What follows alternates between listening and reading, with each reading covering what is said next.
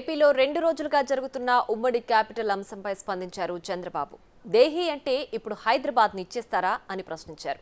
3 రాజధానులు అంటూ రాష్ట్రాన్ని నాశనం చేశారని, ఇప్పుడు సిగ్గు లేకుండా వైసీపీ నేతలు 4వ క్యాపిటల్గా హైదరాబాద్ను అడుగుతున్నారని విమర్శించారు.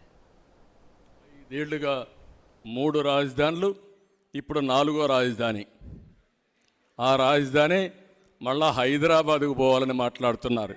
సిగ్గు ఎగ్గు ఉంటే మనుషులైతే అంటే నువ్వు దేహి అని నేను వచ్చేస్తా నాకు ఇచ్చి అంటే ఇచ్చేస్తాను సిద్ధంగా ఉన్నారంటే ప్రజలు. అంటే ఏం మాట్లాడతాడో ఆ పార్టీ అంటే ఎదురుదాడి చేస్తే విధ్వంసం చేస్తే ఎవరైనా భయపడిపోతారనే ఆలోచన తప్ప ఇంకోటి లేదు.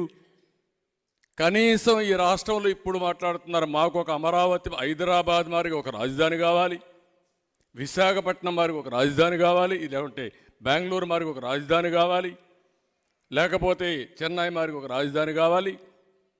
మళ్ళీ 10 ఏళ్ళు అయిపోయింది, కోర్టులో కూడా మేమేం చేయలేకపోయాం.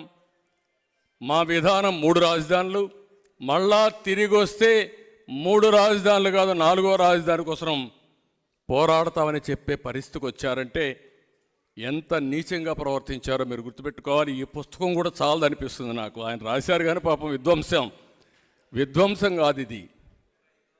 ఈ అరాచకానికి ఏ పేరు పెట్టాలని అర్థం కాని పరిస్థితి ఉంది. అందుకే నేను అన్నా ఒక సైకో విధానం అని.